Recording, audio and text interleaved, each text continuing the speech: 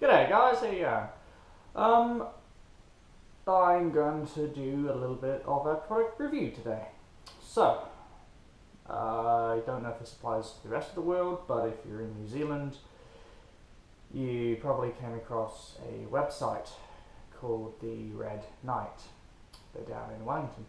They are distributors of a company called Lord of Battle. And they supply reproduction medieval equipment, helmets, chainmail, plate armor, gammies, swords, the lot. I think they ship all over the world. I did try to go to their website to buy directly from them, but they couldn't process my order, so I had to go to Red Knight. So, I got a lot of stuff, but what I want to talk about is this, the kettle hat. On their website, from my memory, they say it's from the 13th to the 15th century. It was used all throughout Europe with different variations. I believe there was a German one where it had eye slits here, so you could tilt it down and see through the hat when you're getting into battle.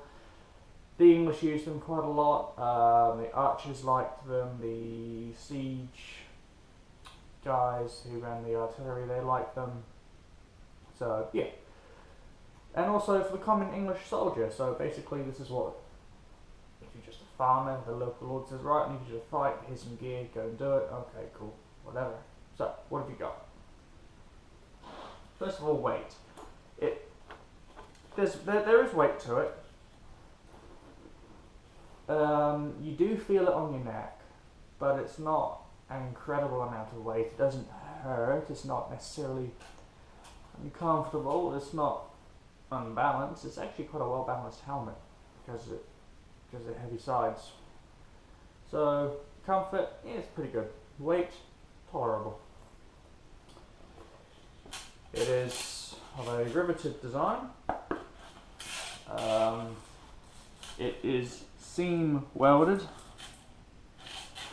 Come on the inside, you've got your rivets coming through, your plates, rivets holding onto the liner. It would have been hand finished with a. That's actually real leather, nice. With a real leather liner.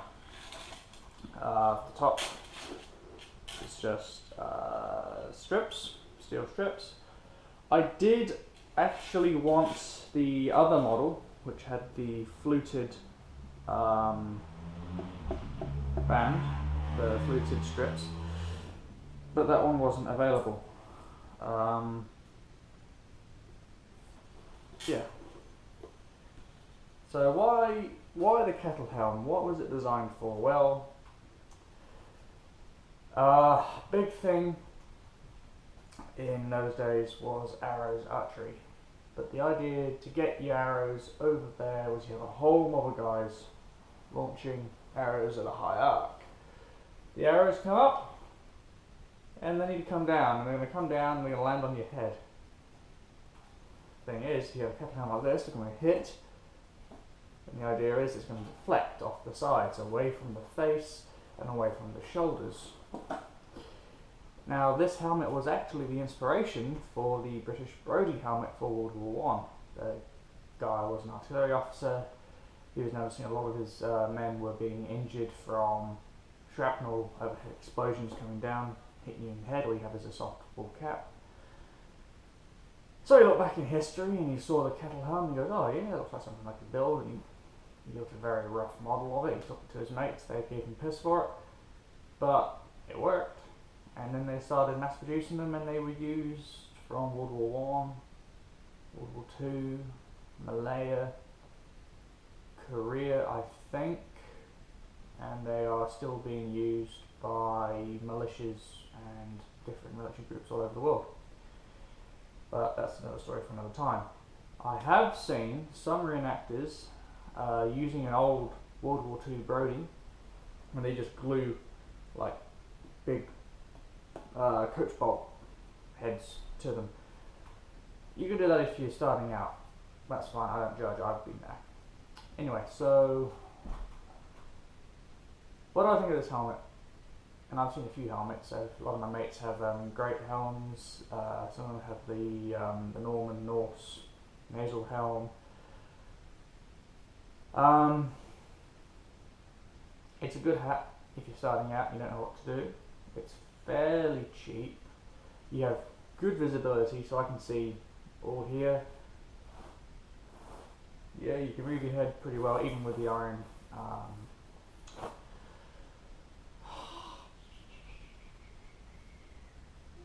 Gorget, no.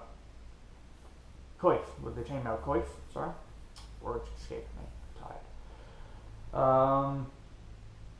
Yeah, for basic beginning, this is probably a pretty good setup. And it leaves room for expansion because you can get the Beaver with the Gorget with the falling bever, falling face mask. I do have one of those, but it's been worked on. Anyway, the hat. What do I reckon? It's a good hat. If you want one, get one. Certainly, if you want to try out other stuff, it's good to have around because you can. It's quite versatile. So, for me personally, I wanted to do frontline fighting, but last year I had a car crash, a pretty good one, and I damaged quite a lot of my shoulder, and there's permanent cartilage damage, and I can roll my shoulder, and it just goes crunch, crunch, crunch. You can see it, you can hear it. So the whole how you're supposed to hold your sword, I can't do that shit no more. So I've changed my role to be more of a pikeman. So I can poke and stab at long range. I can still hack, so that kind of works, but it gets tiring after a while. But what I've noticed I can do, and I do quite enjoy this, is I can run a crossbow, I can do the bows and arrows, so I don't mind being second line raining fire, and I can also run siege artillery, which I do quite enjoy, so I still have a role on the battlefield. For that role, the cattle helm seemed to be the most appropriate because I'm not doing any frontline fighting, I'm not facing my enemy one-on-one as it were, but I still need protection. But if you're not doing as much of the heavy fighting, you don't need to be as heavily armoured, hence why I've gone for the Gambeson, the coif, and the cattle helm. I mean, if they got close, yeah, you kit up and you go have a bash, but for my purposes, I don't need that, which is why the cattle helm, I think, is the best way to go. Yeah, anyway, cattle helm, what do I think? Good hat. I don't have anything, oh yes I do. Ooh, that might be better. And it is a real helmet. Yep. That worked. Alrighty. Yeah. Buy a helmet. Bye.